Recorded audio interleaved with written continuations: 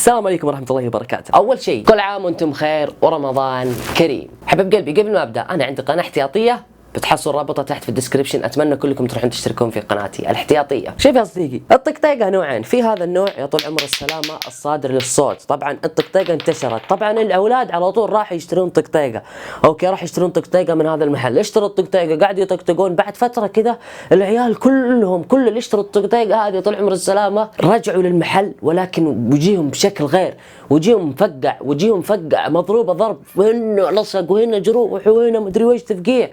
راح المحل فهم الشغله على طول، فهم اول ما طالع في العيال انه اوكي العيال فجاه اشتروا مني الطقطقه بعدها رجعوا للمحل وجيهم مضروبه ومدري ايش. صاحب المحل فهم الوضع، قال اكيد هذول جلدوا من ابوهم. صاحب المحل قال العيال هذول وهم مضروبين، قال هل تريد طقطقه بدون اصدار صوت عالي في البيت؟ هل تريد طقطقه بدون اصدار ضجيج عالي في البيت عشان ابوك ما يجي يضربك ويفقع وجهك؟ قالوا للعيال نعم نريد طقطقه بدون قالوا الاولاد اللي انضربوا من اهلهم نعم نريد طقطقه غير تسبب ضجيج. قال لهم صاحب المحل ابتكرت لكم اختراع جديد انها الطقطقه بدون اصدار اي ضجيج وبدون اصدار اي صوت. قالوا ما هذا الاختراع يا فتى؟ قال انظروا هذا الاختراع انها طقطقه بدون صوت، شوف طقطق في البيت، طقطق في البيت والعب في البيت وعلى راحتك بدون ما يجي ابوك ويضرب، بدون ما تجي امك وتفقع وجهك، بدون ما يجي اخوك الكبير ويضرب، بدون ما تجي اختك برضه وتفقع وجهك. العب يا صديقي على راحتك، انها الطقطقه صنع لكم خصيصا انتم الذين انضربتم من اهلكم وتفقع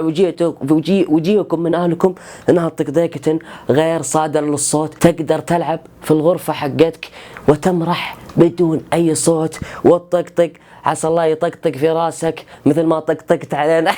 طيب يا شباب اليوم راجع لكم تحدي جديد، تحدي الطقطقه. يا طول العمر السلامه اليوم ان شاء الله انا بتحدى نفسي قدامكم انه راح اطقطق لمده 15 ثانيه، من 3 محاولات لازم اني اقعد اطقطق طقطقه مستمره لمده 15 ثانيه.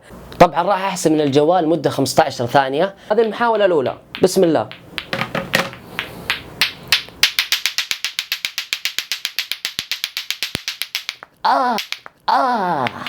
المحاولة الأولى ما نجحت، كانت 8 ثواني. هذه المحاولة الثانية.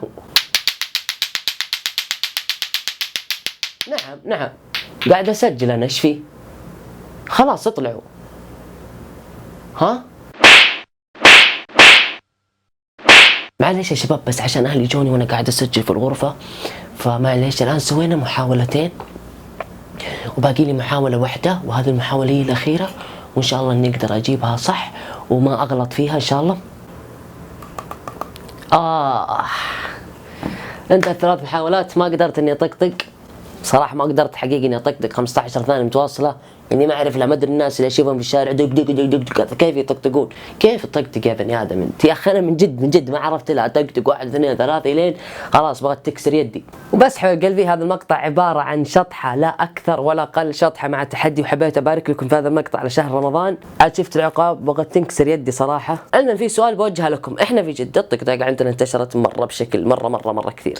انت في اي مدينة؟ اكتب انت في اي مدينة وهل الطقطقة انتشرت عندكم ولا لا؟ حبايب قلبي زي ما قلت لكم هذا المقطع عبارة عن شطحة وتحدي بسيط جدا، وحبيت ابارك لكم على شهر رمضان. حبايب قلبي ربي يسعدكم، لا تنسون اللايك والمفضلة، واذا انت ما انت مشترك في القناة اشترك في القناة ربي يسعدك. حسابات على مواقع التواصل الاجتماعي تويتر والانستغرام والسناب شات بتحصلونها تحت في الديسكربشن. ربي يسعدكم، لا تنسون اللايك والمفضلة. كان معكم عبد الله او المدرال، انتظرونا في الايام الجاية، احبكم، السلام عليكم ورحمة الله وبركاته.